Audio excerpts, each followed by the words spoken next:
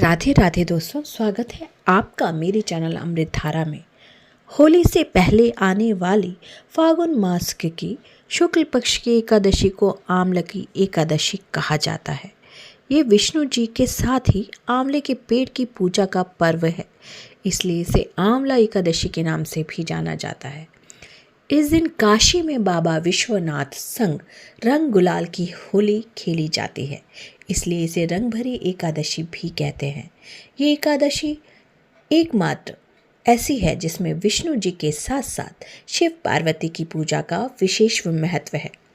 आंवलकी का अर्थ है आंवला। ऐसा कहा जाता है भगवान विष्णु ने आंवले को एक आदि वृक्ष के रूप में प्रतिष्ठित किया था, इसलिए आंवला की एकादशी के दिन आंवला और श्री हरि विष्णु की पूजा करने से मोक्ष मिलता है। वहीं इस दिन माता पार्वती और शिव जी पहली बार शादी के बाद काशी आए थे, इसलिए इस दिन महादेव को गुलाल अर्पित करते हैं। जो भी महादेव को गुलाल अर्पित करता है उनके वैवाहिक जीवन में खुशियां वापस लौट आती हैं। आंवला की एकादशी का जिक्र पद्म पुराण में मिलता है। इस पूजा से परिवार में सुख, शांति और प्रेम का वातावरण बनता है। इस दिन स्नान करने वाले पानी में आंवला डालकर नहाने से किसी भी नकारात्मक ऊर्जा का असर नहीं होता है और इंसान के पूर्व जन्म में अटके हुए सारे काम पूर्ण हो जाते हैं। इसके साथ ही आने जाने अनजाने में किए हुए पापों से मुक्ति मिल जाती है। सृष्टि का सृजन करने के लिए भगवान विष्णु की नाभि से ब्रह्मा जी उत्पन्न हुए थे। उनको स्वयं की उत्पत्ति के बारे में जानने की इच्छा हुई। इसके लिए ब्रह्मा जी ने भगवान विष्णु की कठोर तपस्या की। प्रसन्न होकर भगवान विष्णु ने जब दर्शन दिए तो ब्रह्मा जी बहुत ही भावुक हो उठे और उनकी आंखों से आंसू बहने लगे। आंवले के पेड़ की उत्पत्ति उन्हीं आंसुओं से हुई थी। ब्रह्मा जी के इस निर्मल भाव से प्रसन्न होकर भगवान विष्णु ने कहा, ब्रह्मा जी, आपके आंसुओं से आंवले का पेड़ उत्पन्न हुआ है, इसलिए ये पेड़ आपको, इसका फल सदैव उनको बहुत प्रिय होगा। अब से आंवले के वृक्ष में सभी देवी देवताओं का वास होगा।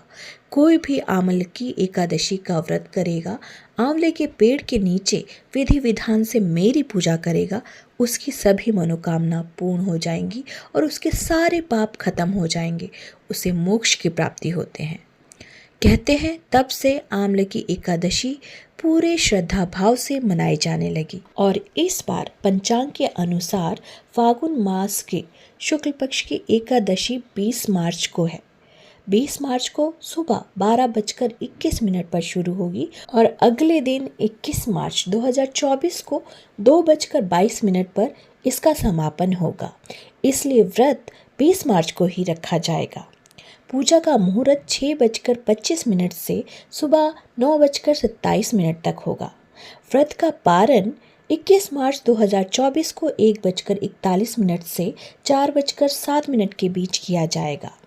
पारण तिथि के दिन हरिवासर समाप्त होने का समय सुबह 8:58 तक है, यानी कि आपको सुबह 8:05 से 9:45 तक ही आपको व्रत का पारण करना है। भगवान श्री हरि विष्णु को भोग लगाकर खुद भी प्रसाद ग्रहण करना है और अपना व्रत का पारण कर लेना है।